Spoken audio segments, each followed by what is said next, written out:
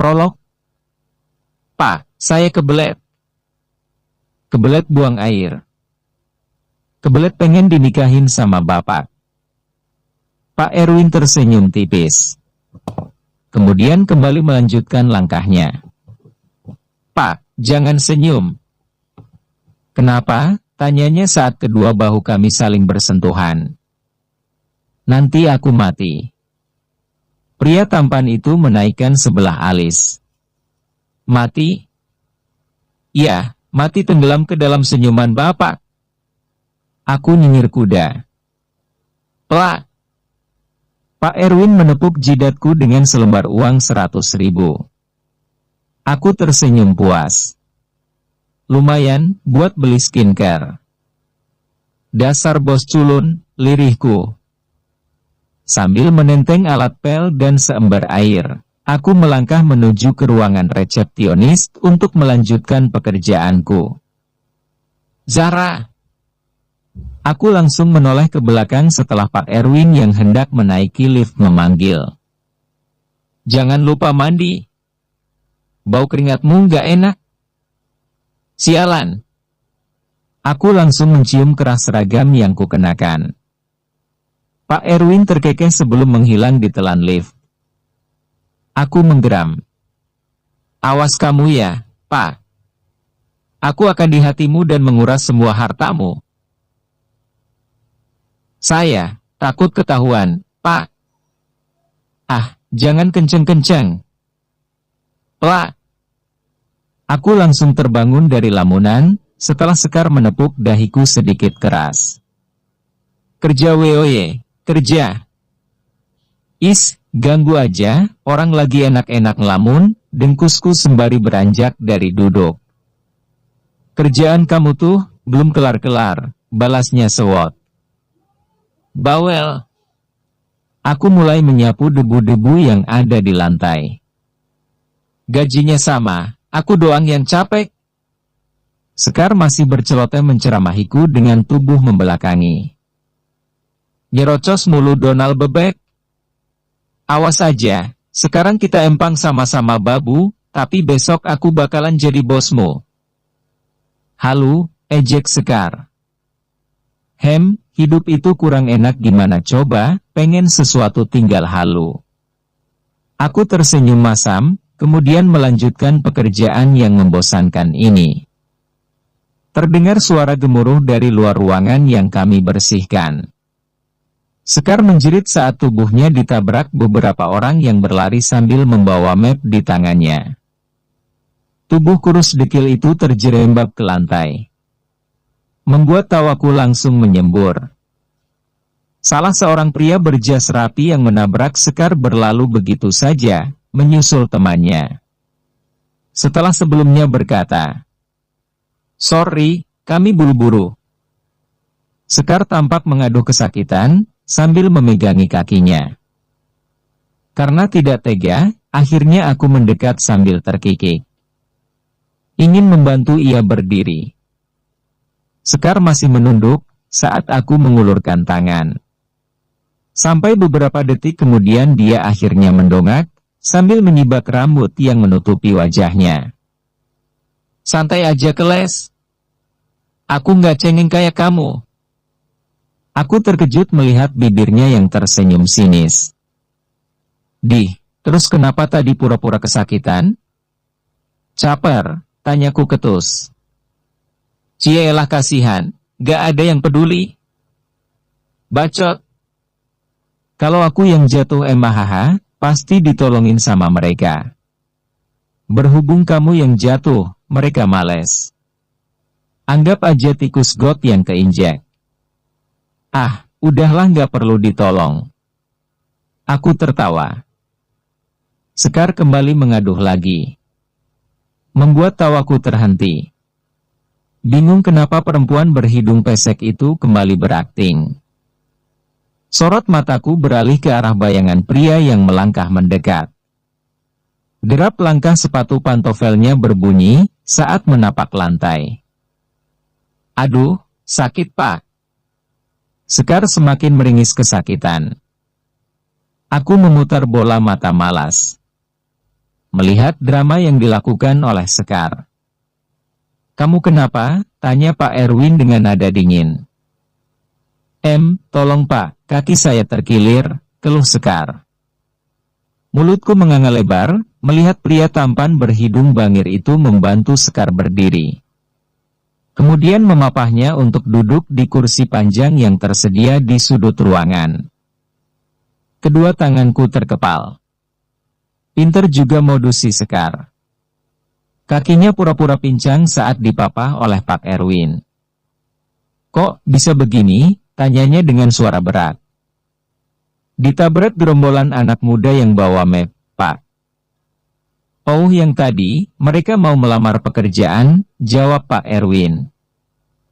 Aku bergidik jijik melihat wajah Sekar yang pura-pura memelas.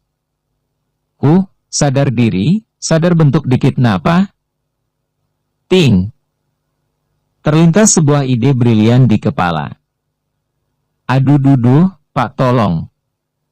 Kaki saya sakit." Aku menjatuhkan badan hingga terduduk di lantai. "Ya ampun sakit banget, tolong, Pak." Aku pura-pura meringis kesakitan. Pak Erwin menoleh, kemudian melangkah mendekat. Aku sempat melirik Sekar yang menghunuskan tatapan tajam. Pak Erwin berjongkok di depanku. Hingga aroma parfum yang memabukkan menumpuhkan indera penciumanku. "Kenapa, Hem?" tanya pria tampan berkulit putih itu. Desir-desir aneh langsung menjalar ke seluruh tubuh. Suara bas Pak Erwin berdenging di telingaku. "Sakit, Pak." Aku memijat kaki. "Apanya?" "Hatiku." Pak Erwin menaikkan sebelah alis. "Karena Bapak dekat-dekat sama Sekar," lirikku sambil melirik ke arah Sekar yang terlihat gregetan. "Bagaikan laut sama air comberan. Kalian gak pantas bersatu." Pak Erwin menyungging seulas senyum. Matanya sampai menyipit seperti bulan sabit. "Ah, manis sekali. Tak cium mau?" Aku terbelalak sambil menelan ludah dengan susah payah. Hanya bisa manggut-manggut dengan wajah pasrah. Rela dia apa-apain pokoknya. Mataku terpejam seiring dengan detak jantung yang berdebar. Ketika wajah tampan itu mulai mendekat. "Pak Erwin, sudah saya bilang berkali-kali. Anda tidak pantas berinteraksi dengan office girl seperti mereka. Tolong jaga image dan wibawa Anda." Kami semua langsung menoleh ke sumber suara. Menatap seorang perempuan yang mengenakan pakaian formal. Bu Dona, sekretaris Pak Erwin. Pak Erwin beranjak, sambil mengibas-ngibaskan tangannya. Saya berhak ramah dengan siapapun orang yang bekerja di kantor saya. Tapi, seorang office girl tidak layak Bapak kasih perhatian lebih. Bu Dona melipat kedua tangan di depan dada. Sambil menatapku nyalang. "Kalau memberi perhatian kepadamu nanti dimarahi suamimu. Lebih baik saya mengakrabi mereka yang masih gadis." Pak Erwin tersenyum. "Somplak emang nih, bos." Pipi Bu Dona tampak bersemu merah. "Gak apa-apa kalau Pak Erwin mau ngasih perhatian sama saya. Bisa diatur." Ekspresi Bu Dona berubah. Manja. Persis seperti wanita penggoda. Perempuan berkacamata yang rambutnya dikuncir ekor kuda itu melangkah mendekat. Menggandeng tangan Pak Erwin begitu saja, kemudian mengajaknya memasuki lift. Kudengar samar-samar bisikan lirih dari Bu Dona. "Saya juga butuh belayan, Pak. Suami saya tidak bisa memuaskan saya." Aku menepuk jidat, setelah dua orang penting itu hilang dari pandangan. Ini perusahaan apa sih? Kok bos sama karyawannya gila semua? "Kamu cari informasi kek, Pak Erwin itu udah nikah apa belum?" Tanyaku sambil melahap nasi bungkus yang diberikan oleh kepala kebersihan. Kamu tanya sana sama Bu Dona atau sama karyawan lain yang dekat sama Pak Erwin? Malu aku tanya-tanya soal pimpinan perusahaan. Enak aja, harga diri office girl woy, harga diri. Bener juga. Office girl juga harus menjaga kewibawaan di depan atasan, imbuh Sekar. Aku manggut-manggut. Kayaknya Pak Erwin belum nikah deh, sahut Sekar di tengah-tengah kunyahannya. Kalau udah nikah, mana berani dia nempel-nempel ke karyawannya. Aku meneguk botol minuman, setelah menelan bulat-bulat makanan yang kusuapkan. Pak Erwin itu ganteng, siapapun pasti mau sama dia. Sayangnya, ucapanku terhenti. Suka meresahkan. Sekar mengangguk. Sama cewek mana aja suka nempel. Istri orang juga dia embat. Jangan-jangan dia kebelet nikah tapi belum punya pasangan? Kalau emang iya, bukan kita juga kali yang jadi kandidatnya, jawabku sambil bersendawa. Kemudian meremas-remas bungkus nasi yang sudah kosong. Kenapa? Beda kasta. Orang terhormat kayak kita nggak pantas buat Pak Erwin. Office girl gitu loh, profesi paling terhormat di perusahaan ini, ucapku penuh penekanan. Sedikit kesal, kenapa harus terlahir sebagai office girl? Tidak ada yang lebih mulia di mata Tuhan, selain iman dan takwa. Ceklek. Ada yang membuka pintu gudang. Tempat kami biasa makan siang. Tolong buatkan kopi buat Pak Erwin. Aku langsung terlonjak girang. Siap, Pak. Segerakan, ujarnya kemudian melangkah pergi. Sekar ikut beranjak. Gantian aku dong, masa kamu terus, elah. Bukan rezekimu haha. Aku tertawa saat hendak melangkah keluar. Sekar menahan tanganku agar tidak pergi. Pokoknya gantian aku. Enggak. Mata Sekar tampak melotot. Tak cabik-cabik ginjalmu kalau enggak nurut. Bodoh. Kami berdua saling berebut untuk lebih dulu keluar dari gudang. Sekar menarik kaosku hingga mundur ke belakang.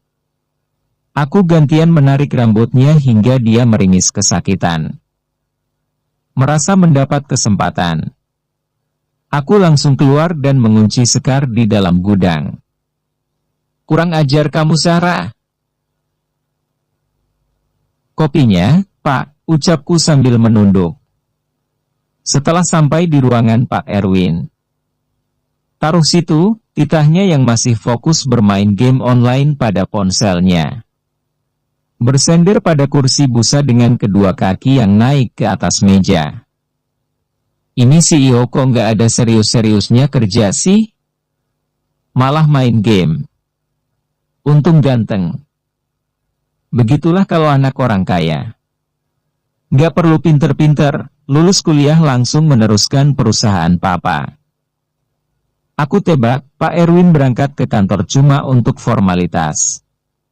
Semua pekerjaannya mungkin sudah dihandle oleh orang kepercayaan ayahnya. Atau mungkin, dia berangkat ke kantor niatnya cuma biar nggak disebut pengangguran sama tetangga-tetangganya. Kelihatan banget kalau dia maniak game, sama seperti anak-anak muda pengangguran zaman sekarang. Kenapa masih di situ? Tanyanya sambil melirik ke arahku sekilas. Aku menunduk sambil meremas-remas ujung kaosku. Bapak nggak pengen lihat wajah saya. Kenapa? Biar jatuh cinta. Aku nyengir kuda. Pak Erwin menggoyang-goyangkan sepatunya. Ini, sepatuku dari tadi udah ngelihatin wajahmu. Anjrot. Aku mengumpat dalam hati. Dasar bos somplak. Bersambung.